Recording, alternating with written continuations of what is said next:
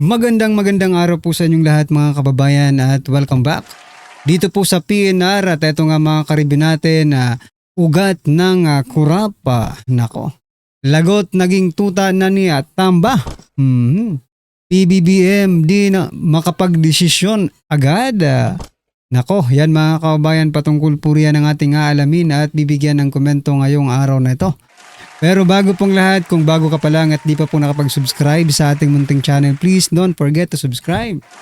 At palike na rin po ng video ito. Maraming salamat po. At eto na nga, simulan na po natin to.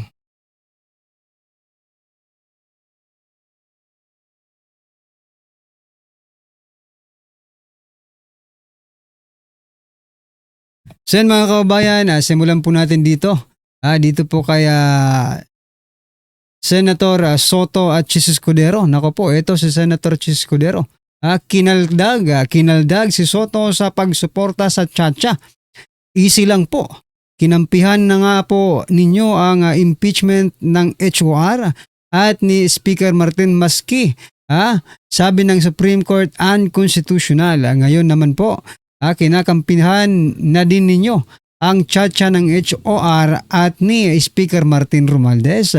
Nako, pinuna ni Senate President Francis Chis Escudero si Senate Minority Leader Vicente Tito Soto III. Okay, sa pagsabi ng huli na pabor siya sa naamendahan ng 1987 Constitution sakaling manatili ang kanilang desisyon sa impeachment case ni Vice President Sara Duterte. Nako, mukhang nananakot pa dito si Soto mga kababayan. Ano po bang ano po bang gustong i-imply dito, no? Anong gustong iparating sa atin ni Senator Chis Escudero? Sabi niya, nung una kinampinahan mo na nga yung impeachment, no? Ng HOR at saka ng House of Representatives ni Speaker Martin Romualdez. Tapos ngayon naman po mga kababayan ay kinampihan na naman po ni Soto yung Chacha na galing din po sa HOR at ni Speaker Martin Romualdez. Ang ibig bang sabihin nito mga kababayan, nagiging tuta? Nagiging tuta na ba si Tito Soto ng House of Representatives at ni Speaker Martin Romualdez? Ayan mga kababayan, nagtatanong lang po tayo tulad po ni Senate President Chis Escudero, nagtatanong din po kung kinakampihan niya na ba po ang HOR at saka itong Chacha na ito. Diba? Kung ganito po ang gustong iparating sa atin ni Senate President Chis Escudero, ang ibig sabihin lang po ba nito, nagiging tuta na or tuta na si Tito Soto ng House of Representatives? Nako. Ayan mga kababayan, ano po ang inyong opinion dyan? I-comment nyo na lang. At eto pa, President Bongbong Marcos Jr. hindi makapagdesisyon. Agad-agad. Kasi eto ang balita mga kababayan, mula po ito sa bilyonaryo. Sabi po dito, President Ferdinand Marcos Jr. has ordered the government to bring together church leaders, parent groups,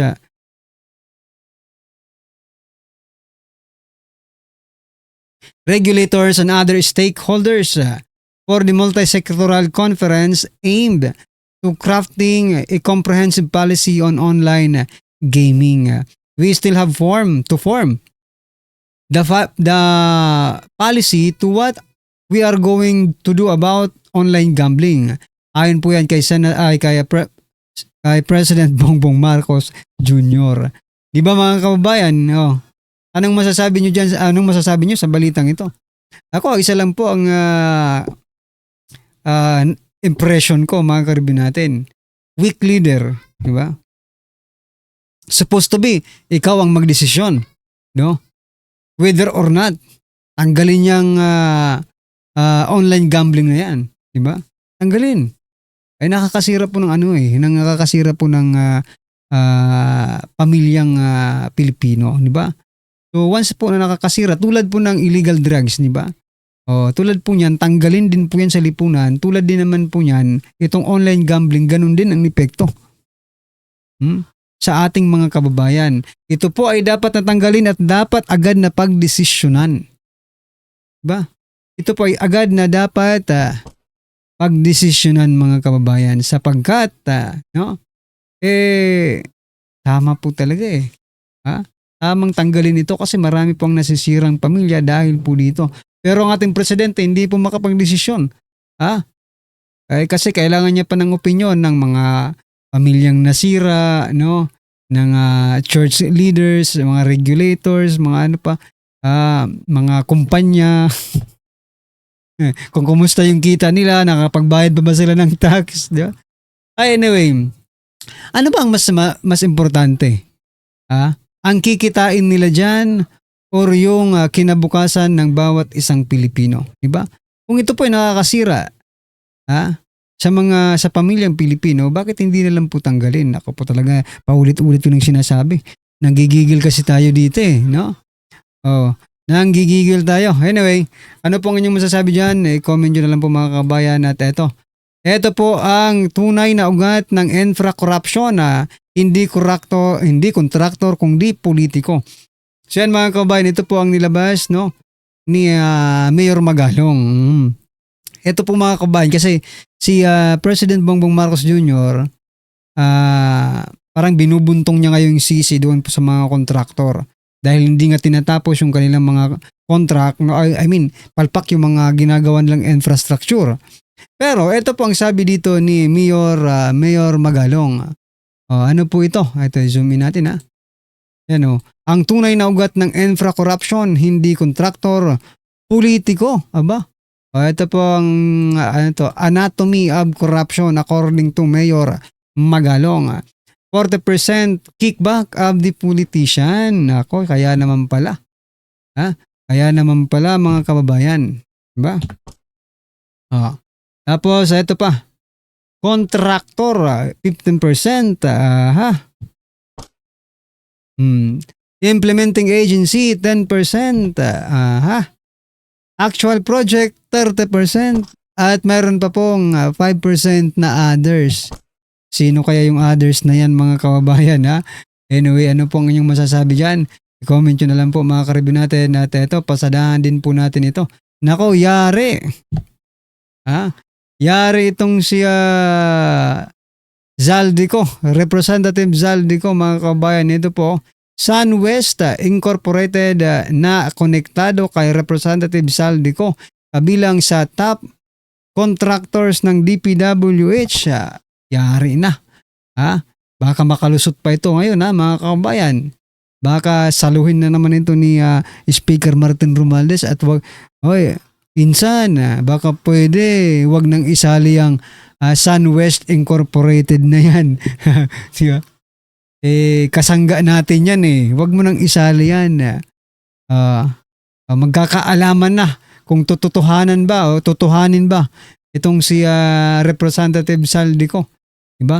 Sana pag nagpatawag po ng hearing ang Blue Ribbon Committee ni Senator Rodante Marcoleta ay imbitahan itong si Representative Zaldico para para litisin.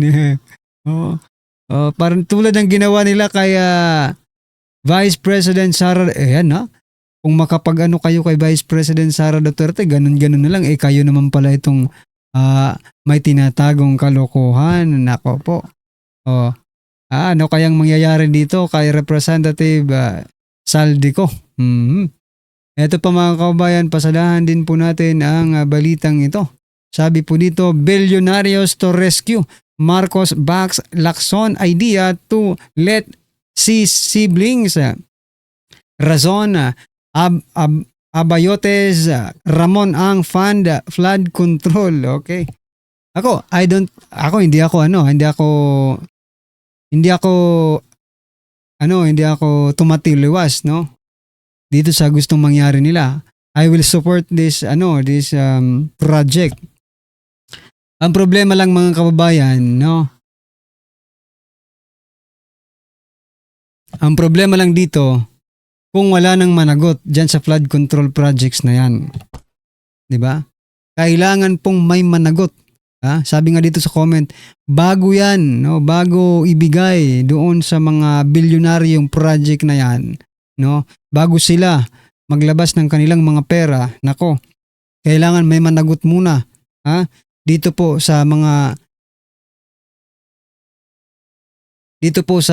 budget ng flood control project, isipin mo, bilyones po ang araw-araw ang ginagastos dyan, saan yan napunta? Huwag niyong sabihin, huwag niyo pong sabihin na thank you na lang yun. Diba? Kailangan po mga kababayan, mayroon pong managot. Kung sino man ang kailangan managot dyan sa flood control project na yan, ay kailangan munang tugisin. Kailangan munang mahuli ng gobyernong ito. Para naman itong mga private citizen natin, itong mga bilyonaryong ito, magtiwala sa gobyerno. Sa bagay, hindi naman gobyerno nga hawak dyan, kundi sila na. Nakakahiya nga ito, pero anyway, it is good, no? Kasi nagkakaroon po ng partnership ang government at saka private citizen just to improve our country. Pero yun nga ang gusto kong i-point out dito, sana naman po hindi maging thank you yung mga flood control project budget natin. Sana po ay meron pong managot, di ba? Ano po ang inyong masasabi dyan? I-comment nyo na lang po mga kabayan. At eto naman, masaya po si Torre. Torre kinatuwa pagtaas ng ratings ng PNP. We will work even harder. Yan. Magsusumikap pa sila mga kababayan. Magsusumikap pa si Torre. Ano bang ginagawa ni Torre? Magboxing. Okay, magsusumikap pa silang magboxing mga kababayan para makalikom, okay? Ng donasyon, okay? Parang namamalimos na yata kayo. Wala na bang niloloko nyo ba kami? Wala na bang budget ang gobyerno sa pang-aayuda, kaya magano na lang, charity, okay? Magtrabaho kayo. Yan, Torre. Ikinatuwa ni PNP Chief Chief Nicolas Torre III ang pagtaas ng ratings ng kanilang ahensya sa pinakabagong Okta Research Survey.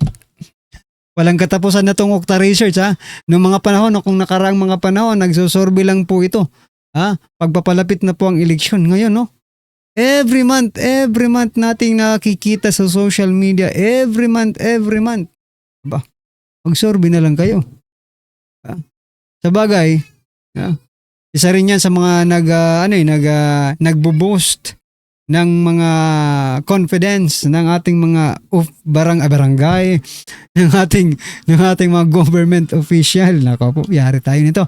Anyway, ano po ang inyong masasabi dyan mga kababayan? I-comment nyo na lang at eto, pasadahan po natin ang video ito.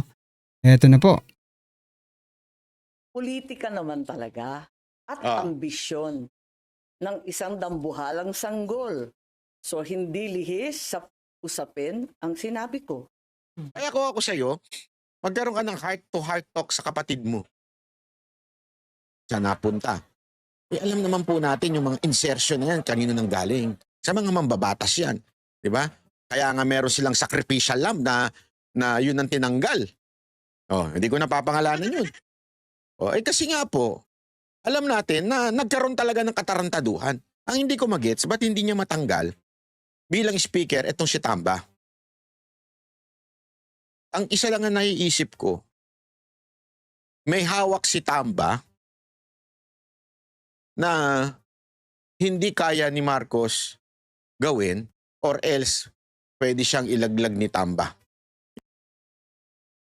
Correct mga kababayan. Diba? Yun din po ang iniisip ng ating mga kababayan. Diba? Kasi minsan po nating na topic dito, no? Anong meron dito kaya Tambaluslos at hindi, no? Masibak-sibak, hindi mapagalitan man lamang ni President Bongbong Marcos Jr. Tulad yan ang sabi ni Sir Banat Bay, baka mayroong malaking sekreto, malaking something pwedeng ikabagsak ni President Bongbong Marcos Jr.